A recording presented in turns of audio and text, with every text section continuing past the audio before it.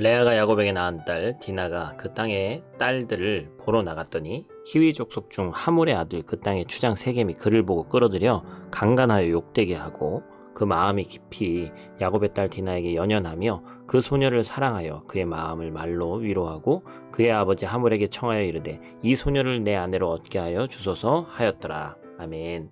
샬롬. 오늘도 하나님의 말씀으로 하루를 시작하신 여러분들에게 하나님의 은혜와 평강이 충만하게 넘치시기를 간절히 축복합니다. 오늘 말씀은 이 이야기가 굳이 성경에 쓰여져 있는 이야기가 맞나 싶을 정도의 그런 생각이 드는 본문이에요. 그래서 여러 학자들도 창세기 34장이 성경에 왜 기록되어 있는지 의구심을 품는 학자들도 있습니다. 왜냐하면 33장까지 우리가 이제 잘 봤잖아요. 그래서 야곱과 에서가 화해하고 가나안 땅으로 들어왔고, 이제 뒤에 나오는 35장부터는 어떻게 야곱이 베델로 도착했는지를 기록하고 있기 때문에 34장이 없어도 어떤 이 성경의 이야기에 크게 어려움이 없습니다. 그러나 성경이 이러한 것도 다 기록되어 있는 것은 어찌 보면 1.1획도 아무 의미 없이 쓰여지지 않았고, 인간의 눈으로 보기에 어떤 결함이 있는 그런 모습도 성경은 분명히 기록하고 있죠. 그래서 오늘 34장이 주는 교훈이 분명히 있습니다. 오늘 말씀을 통해서 우리의 삶을 점검하고 또 시작하는 이 시점에서 이 삶의 작은 틈을 말씀으로 채워서 시험을 이겨낼 수 있기를 간절히 축복합니다.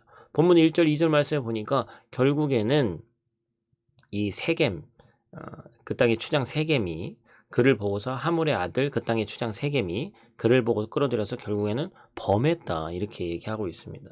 야곱의 딸인 디나가 세겜성을 구경하러 나갔다가 그 땅의 추장 세겜에게 욕보임을 당하게 되는 사건을 기록하고 있는 거예요.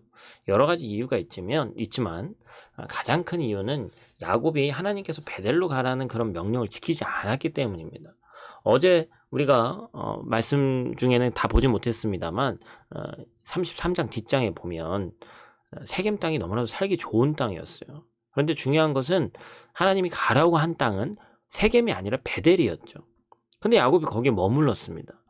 왜 그랬어요? 먼저는 세겜 땅이 살기 좋았고, 세겜에서 하나님께 예배도 드렸기 때문에 그곳에서 이제 어찌 보면 안주하고 이곳이 마치 하나님이 허락하신 땅인 양 그렇게 살았던 것이죠. 그런데 하나님께서 진정으로 받으시기 원하는 그 땅과 또 그 예배는 뭐예요? 서원했던 대로 베델에서 드리는 예배였습니다.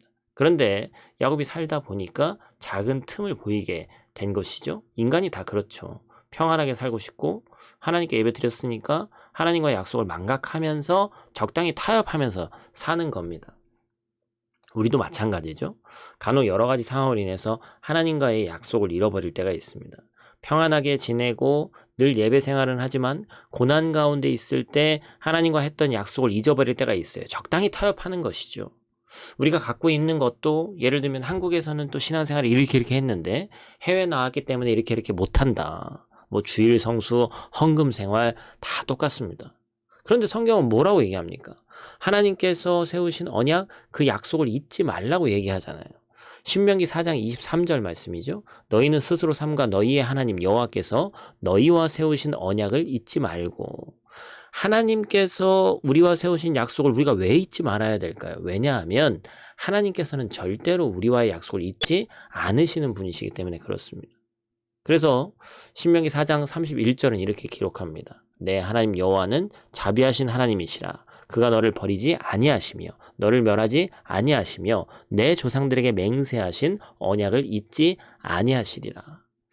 혹자들은 우린 이방인이기 때문에 또 이스라엘 백성이 아니기 때문에 우리 조상들이 아니기 때문에 이것이 이어지지 않는다, 그렇게 생각하시는 분은 없겠죠? 우리의 영적인 선진들의 이 언약은 오늘을 살고 있는 믿음의 후손인 우리에게도 동일하게 적용되는 겁니다. 혹시나 고난 가운데 했던 하나님과의 약속을 여러분 잊지는 않았습니까? 하나님, 이 병을 고쳐주시면 이렇게 하겠습니다. 하나님, 이 위기만 넘어가게 해주면 이렇게 하겠습니다. 하나님, 우리 아이가 이렇게 잘 되면 그것을 우리가 더 잘할 수 있도록 하겠습니다. 내가 더 헌신하겠습니다. 그건 사실 세상적인 조건이고 세상에서도 가능한 일이죠. 바라기는 혹여나 지금 그 약속이 생각난다면 한 단계 믿음의 성숙으로 여러분들이 한 단계 뛰어넘어서 하나님과의 약속을 바라보시고 지키시기를 간절히 축복합니다. 왜냐하면 그 작은 불순종이 큰 시험과 연단을 가져올 수 있기 때문이죠. 그러므로 이 시간 저와 여러분이 하나님의 약속을 기억하고 그 약속을 꼭 지켜서 큰 시험이 아니라 그 약속 뒤에 숨겨져 있는 하나님의 큰 복을 경험하기를 간절히 축복합니다. 기도하겠습니다. 하나님, 오늘 본문의 말씀을 통해서 작은 불순종이 큰 시험과 큰 유혹을 가져옴을 우리가 함께 나눴습니다. 혹여나 하나님과의 약속을 잊은 성도가 있다면, 혹여나 작은 죄라도 아직 회개하지 않은 성도가 있다면 오늘 말씀을 기억하며 하나님을 찾을 수 있는 믿음을 주시옵소서. 하나님은 하나님을 찾는 자에게 반드시 복 주시며 그들과 동행하시는 하나님이신 줄 믿습니다. 오늘 하루 불순종을 순종으로 바꿔 살고 오늘 하루 우리의 삶 가운데 유혹과 시험을 이겨내며 하나님 뜻대로 살기를 원하오니 하나님 동행하여 주시옵소서. 오늘 하루도 눈동자같이 지켜주실 줄 믿사오며 예수님 귀하신 이름으로 기도드립니다. 아멘.